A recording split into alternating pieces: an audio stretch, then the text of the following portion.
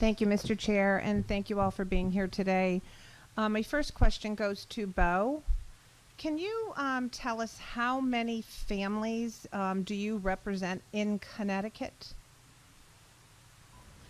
So I'm not a representative of anyone's family. I'm part of an organization called Coalition for Responsible Home Education, and we're made up of homeschool alumni and advocates. So just to clarify, so you're here on your own and you don't represent any other homeschoolers in this state of Connecticut? Myself? No, I am just myself. I don't represent any other homeschoolers in Connecticut. There are other members of CRHE in Connecticut, but I'm just myself. Okay, thank you. So, so just a couple of comments, because you made a lot of mention about classical conversation, how it impacted you, how the program was run, my phone is dinging off the hook with classical conversation parents from this state. The group Teach, who represents thousands in this state, was not given an opportunity to speak. And I think that they would have given the other side of your description for classical conversations. That's really unfortunate, because I think this panel is all stacked with people that really want the homeschoolers to have, they're already regulated, you want them to have a far more robust regulation, given that there's 5 individuals here and 2 over there. Teach wasn't allowed to comment and defend themselves with your comments. But I just wanted to say that, we want to, the comment was made by the Office of Children Advocacy that we don't want children to fall between the cracks. Well, I guess I could look here at all the children that are falling between the cracks in public school. Children are graduating and they can't read and write. We have nearly 60 Connecticut teachers were arrested and charged with sexual misconduct since 2005. Threats of school violence on the rise in Connecticut. Hundreds of school bus crashes happen each year in Connecticut, and it's happening more and more. The state of the bullying in the schools. 2022-2023 report on student discipline in Connecticut schools. The pornographic books that are in the libraries, drugs that are in schools. We can talk about the child that was just murdered in Brantford that nobody picked up on any cues there. He fell through the cracks. I find this whole thing quite disturbing, that we're looking at cases that fall between the cracks, and nobody even brought up any evidence of any of these homeschoolers that are falling through the cracks. And I would say that the recommendations of OCA that I just read through, they're basically saying you're proven guilty until you prove your innocence. Let's go investigate and make sure you're doing everything right. Until we see that you are, we're going to call you guilty until you show that you're doing what you're supposed to be doing. And I would also say that parents don't want to interact. They don't want you to come check on them and them to have to come back and go to the very schools that failed them. For many of them, that's the reason why they're homeschooling, and they don't want to have to answer to you. They don't want you to come in and review them and decide whether their child is where they should be. Are they being taught the way they should? Is it a religious program? I'm confused as to what you were saying, Bo.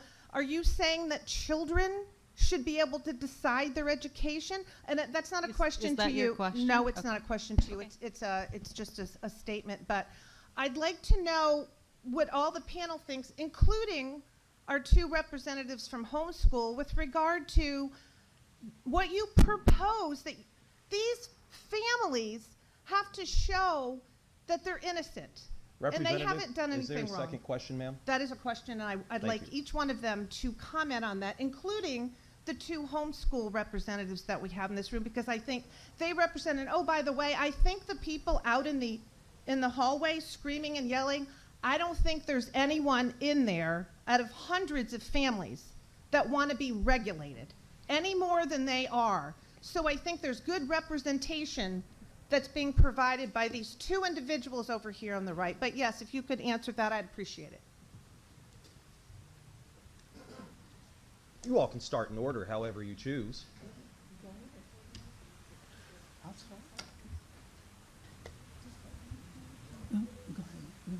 Okay, so you made a lot of really good points there, and I'm not here to debate you. I was here to share my story, and I really, I do think it's interesting that you brought up teach, and that there's an other side to my story.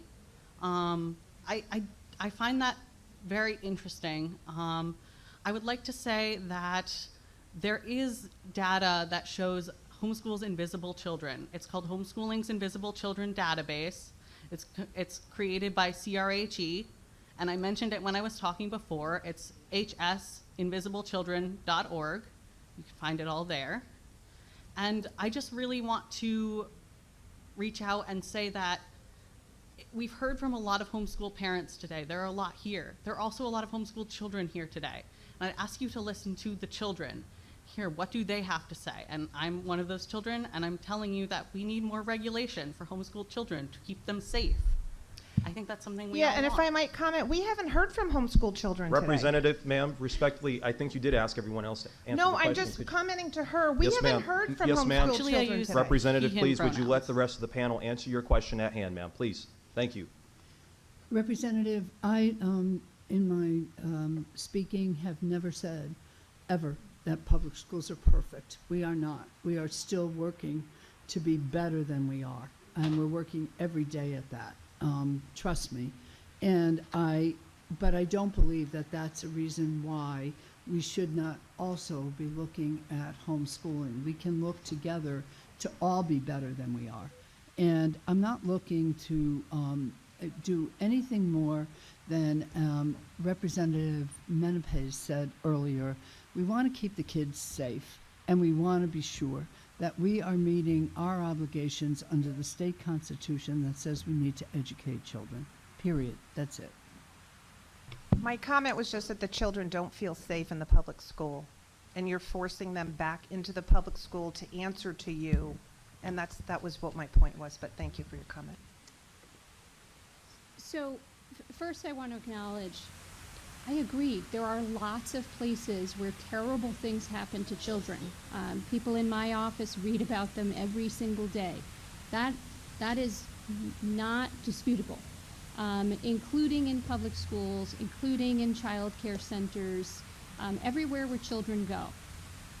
But what we do is we look at those situations and we try to make recommendations to close the gaps. I testified earlier this year about autism and autism service providers and the fact that we don't have any regulation for them right now either. And how do we close that gap? What can we do to address that? When Liam died, we made recommendations to make changes to address some of those gaps. We can't close all of the gaps. We're going to keep trying. My office will continue to do investigations, identify gaps, and make recommendations to address those gaps in our safety net for children. And this is one of them. And what I want to say is we're not suggesting something that's completely new and unheard of. We're saying let's look at what the other states do. Let's look at what our New England states do and adopt some of that. Not the most stringent requirements, but just some basic requirements. To get away from an honor system, to have some way to verify that children are being educated and that they're safe. And what I said earlier, what I would like to see the state do is work to create a list of options the way that they did in Maine. One of those options includes going to a homeschool group to present your portfolio. It doesn't have to be, because I hear what you're saying. There are children who have left public school because they had a terrible experience. So I think it should not be a one-size-fits-all, but I do think we have to have some verification, and we should look to the other states, and other states' statutes have been upheld. The state has a constitutional interest in ensuring the education of its citizenry, Massachusetts law, which is one of the more stringent, was upheld, and being consistent with the Constitution. So we're not looking to create something new. We're not looking to become what the HSDLA would say is a high regulation state. But I do think we need to move from what we have now to something that verifies, including for children who are withdrawn to attend private school. I think that should have a verification too. We shouldn't just say, oh, okay, your child's in private school, we never ask about you again. I think we should have verification. So I'll leave it there. There's really not much to add to that. I'll just take advantage and have a point of personal privilege to say that I agree with a lot of things that have been said about equivalent instruction, about the frustration. My daughter is here with us, and she wants to be a superintendent because of some experiences that she's had and because she's worked so cooperatively with some school systems to try to change some things. So you will never get an argument from me about the need for improvement all around, including at DCF. I mean, I think that, we are not perfect, obviously. There are limitations to some of the things that we can do. And I think we're just all here to try to figure out how best to keep kids safe while parents can have the right to educate their children as they see fit.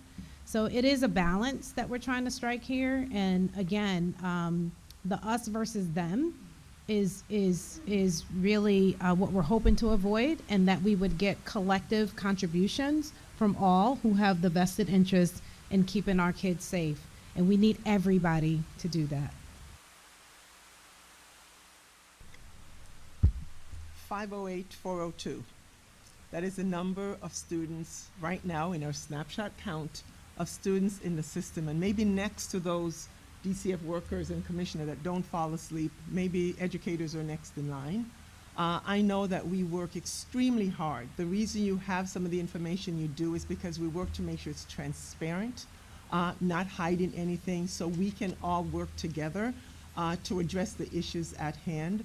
And certainly with what folks are saying, the fact that we're here together is really about saying no one system has the full answer, and it's layered, and we have to work together to make sure it is happening. And when we have assessments that we see students who are not reading on grade level of third grade, I can tell you that number. I can also tell you how many school buses they would fill. And it is because we know we've got a lot of hard work to do.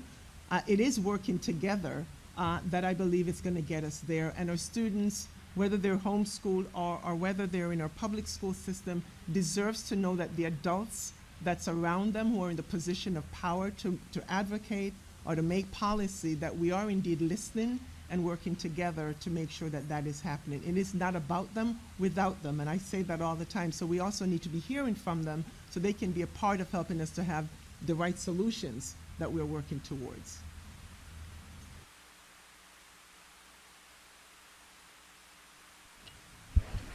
Okay, what I would say is we all know that nothing is perfect. So aside from that, what I'm hearing here and what we've been hearing is we're still looking to give power, control, and authority over certain agencies that have not just small flaws, large ones.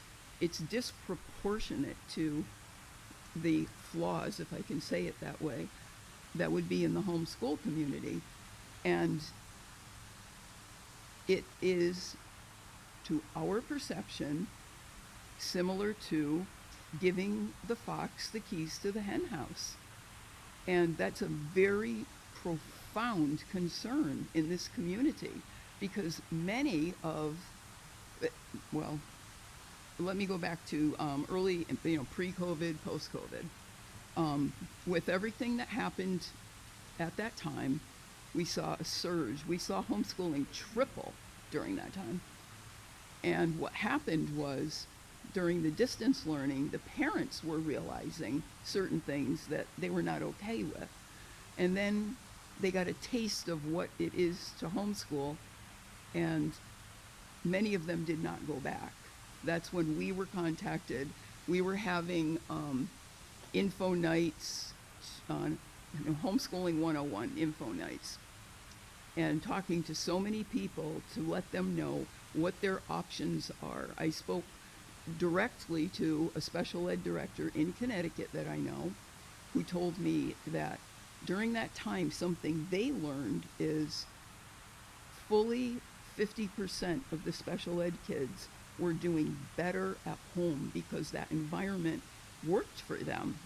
So I would agree that there's much to be learned. There was much to communicate about.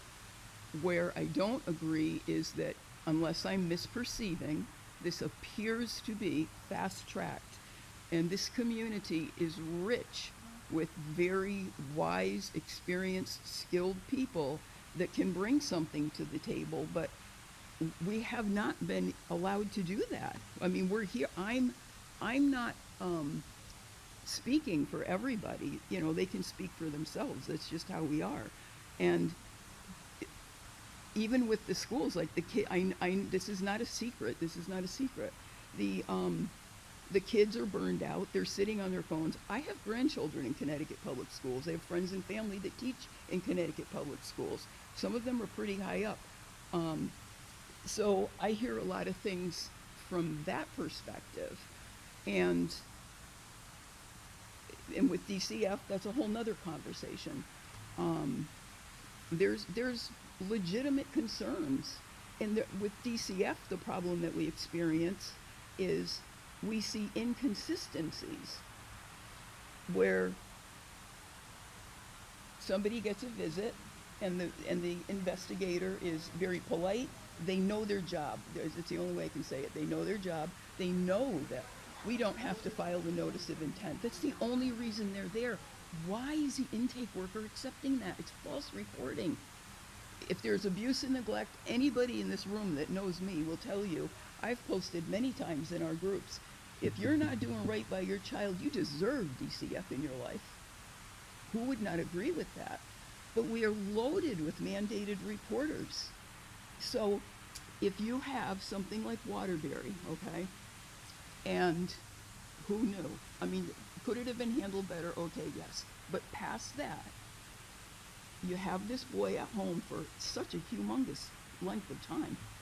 And the system is the way that it is, but he was in public school. If that happened in the homeschool community, I have to give credit to, I don't know if she's even still in the room, Sarah Egan, I believe in 2018-19, she said it is subterfuge.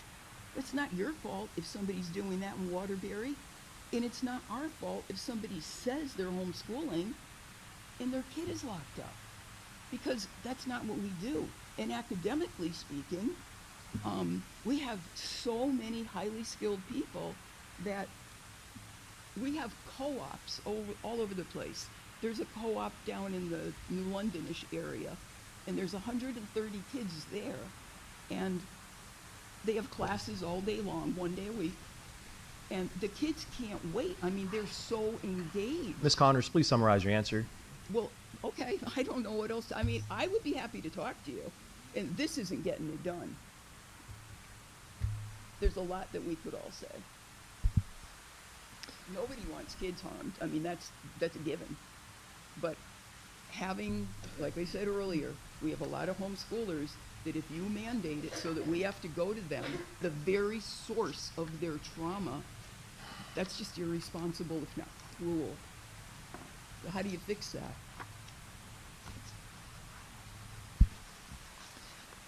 What I would say is regulations. You have a lot of regulations in the public school system, and they don't keep kids safe. More regulations in the public school system are not going to keep kids safe.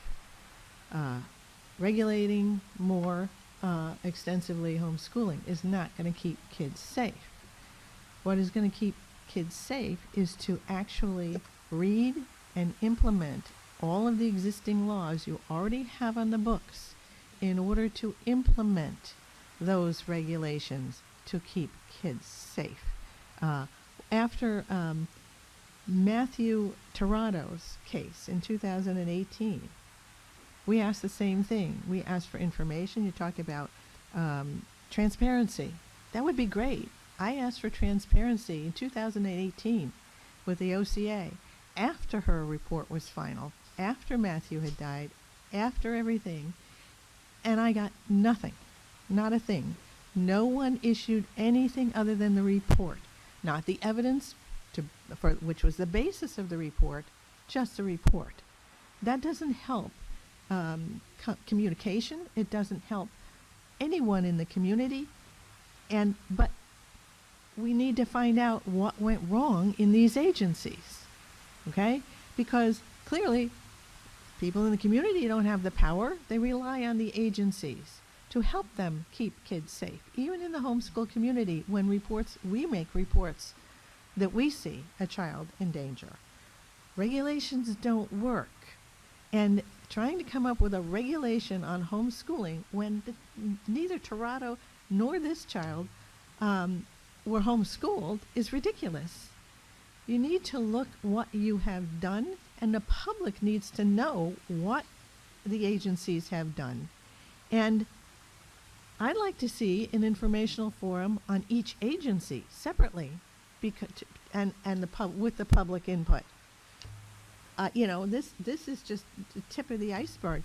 But I also would say that I'm calling on this committee, or whoever has the authority, to do what I asked in 2018 and to appoint an independent investigator, because clearly there is mistrust on the part of many people in the public about the state agencies when nothing substantially happened to fix the problem that you guys now recognize and was recognized in 2018 within the agencies.